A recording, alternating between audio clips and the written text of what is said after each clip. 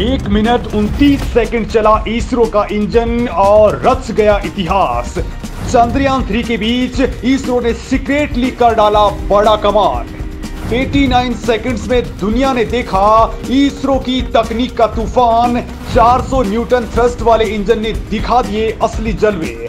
दोस्तों, इसरो ने करोड़ों भारतीयों को ऐसी गुड न्यूज दे दी है कि अब अंतरिक्ष में ताबड़तोड़ मिशन का तूफान आने वाला है। अब चंद्रयान 3 जिसे आप देख रहे हैं वो फुल रफ्तार में चंद्रमा की राह पर है। तो इसरो के वैज्ञानिकों ने इसी बीच एक ऐसे इंजन का टेस्ट कर डाला है जो आने वाले वक्त में भारत को स्पेस सेक्टर का बादशाह बना देगा और ये इस मामले में बड़ा माइलस्टोन साबित होने वाला है। और दोस्तों, इसमें इसरो को सबसे बड़ी कामयाबी तब मिल चुकी है जबकि इसकी तकनीक भी स्वदेशी है और इस तकनीक पर पूरी तरह से भारत का कंट्रोल है। मतलब दोस्तों, एक तरफ चंद्रयान 3 तो दूसरी और ये मिशन नासा से लेकर के चीन को भी हैरान परेशान कर रहा है, क्योंकि चंद्रयान 3 के ठीक बाद दोस्तों 26 जुलाई को ही इसरो एक बड़ा सैटेलाइट मिशन लॉन्च करने वाला है और उसके बाद गगनयान का एक ऐसा टेस्ट होने वाला है जो अंतरिक्ष में भारत को सुपर पावर की ओर बढ़ा देगा।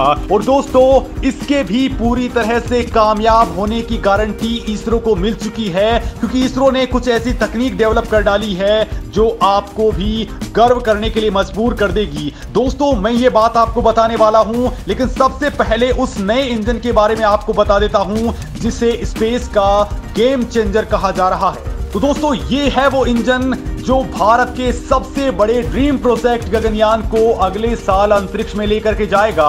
और इसरो वैज्ञानिकों ने गगनयान के प्रपल्सन सिस्टम का सबसे बड़ा हॉट टेस्ट पूरा कर लिया है, यानी उसके प्रपल्सन सिस्टम को कुछ देर के लिए चला करके देख लिया है कि वो सही तरीके से काम कर रहा है या फिर नहीं, और इसमें कितनी एनर्जी प्रोड्यूस हो रही है। दोस्तों, ये कितना सेफ है और इसके अंदर ऐसी कौन सी ताकत है जो इसरो के काम आ सकती है, तमाम चीजें देख ली गई हैं। और बड़ी बात तो ये है दोस्तों कि ये इंजन 100% खरा उतरा है। ये बात आपको जितनी आसान सी लग रही है ये उतना ही क्रिटिकल है, क्योंकि गगनयान का ये सर्विस मॉड्यूल प्रोपल्सन सिस्टम ही यानी SMPS ही सबसे असली खेल करने वाला है। ये सिस्टम ही ऑर्बिटल मॉड्यूल यानी कि गगनयान के कैप्सूल को ऑर्बिट में लेकर के जाएगा। ये सिस्टम ही गगनयान को धरती के चारों तरफ चक्कर लगाने में मदद करेगा, उसकी दिशा को कंट्रोल करने में मदद करेगा, साथ ही ऑर्बिट के अंदर चक्कर लगाते समय यान को अच्छे तरीके से कंट्रोलिंग में मदद देगा। साथ ही दोस्तों, जब डी बूस्टिंग करनी होगी यानी कि रफ्तार को कम करना होगा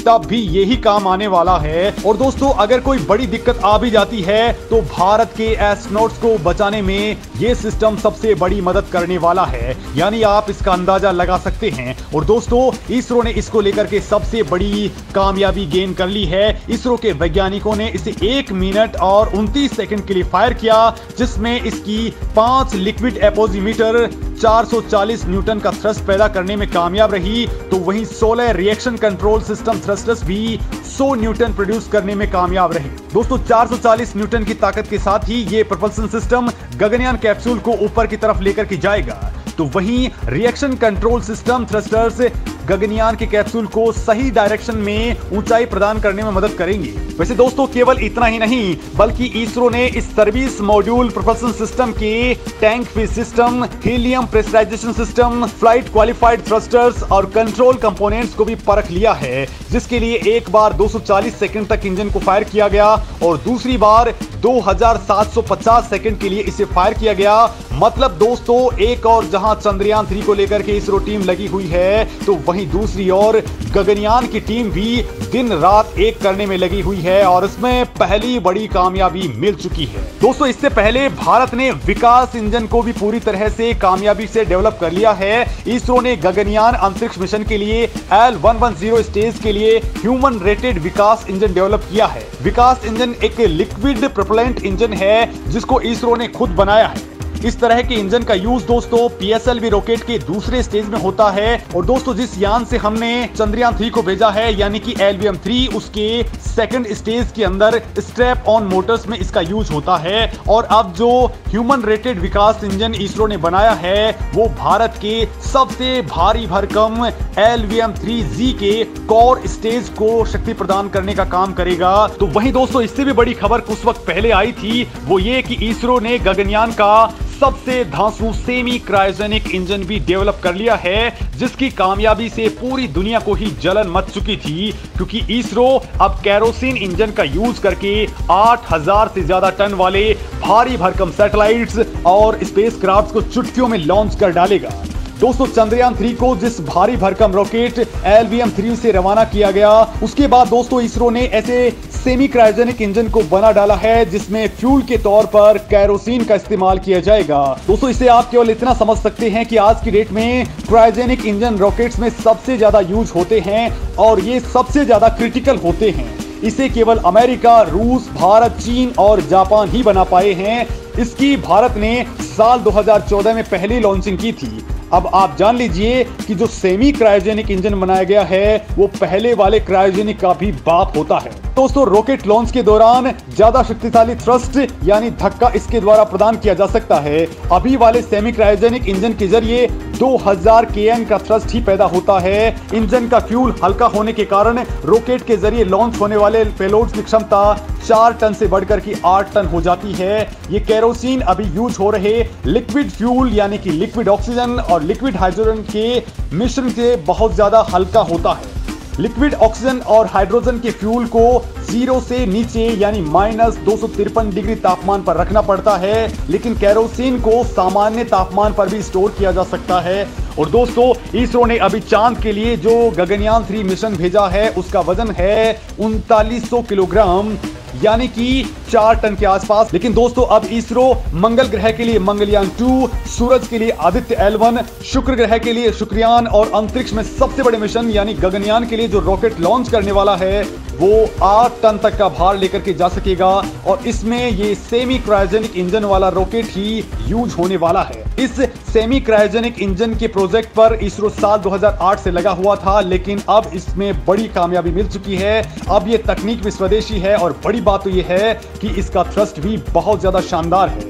इससे पहले दोस्तों इसरो ने CE-20 क्रायोजेनिक इंजन बनाया था। CE-20 क्रायोजेनिक इंजन को भारत के सबसे पावरफुल LVM-3 रॉकेट के लिए बनाया गया है, जिसे अभी चांद के लिए रवाना किया गया है। दोस्तों ये इंजन 22 टन तक का थ्रस्ट पैदा करता है। 22 टन थ्रस्ट का मतलब होता है दोस्तों कि ये इंजन रॉकेट के वजन समेत 22 टन यानी कि करीब 22,000 किलोग्राम को लिफ्ट कर सकता है। अब दोस्तों आप सोच रहे होंगे कि आखिर ये क्रायोजेनिक इंजन क्या भला है। तो दोस्तों आमतौर पर सैटेलाइट को लॉन्च करते वक्त रॉकेट के 3 स्टेज होते हैं। पहले स्टेज में दोस्तों इंजन में सॉलिड रॉकेट बूस्टर्स का इस्तेमाल होता है। इसमें इंजन में सॉलिड फ्यूल भरा जाता है। इस स्टेज के बाद जब सॉलिड फ्यूल जल करके रॉकेट को आगे बढ़ाता है तो ये हिस्सा रॉकेट के अलग होकर के गिर जाता है। दूसरे स्टेज में लिक्विड फ्यूल का इस्तेमाल किया जाता है। लिक्विड फ्यूल के जलने यानी कि दूसरी स्टेज पूरी होने पर यह हिस्सा भी रॉकेट से अलग हो जाता है। इसके बाद आती है तीसरी स्टेज जिसमें क्रायोजेनिक इंजन होता है जो स्पेस में काम करता है। दोस्तों क्रायो का मतलब होता है बेहद कम तापमान, यानी कि ऐसा इंजन जो बेहद कम तापमान पर काम कर सके उसे क्रायोजेनिक इंजन कहा जाता है। और इस क्रायोजेनिक इंजन में फ्यूल के रूप में लिक्विड ऑक्सीजन और लिक्विड हाइड्रोजन का यूज होता है। मतलब दोस्तों अब भारत का रॉकेट बहुत ज्यादा पावरफुल बन चुका है और अब अंतरिक्ष में भारत के एस्ट्रोनॉट्स को भेजने वाले मिशन की अग्नि परीक्षा होने वाली है, जिससे इसरो के वैज्ञानिकों की धड़कनें भी बढ़ी हुई हैं।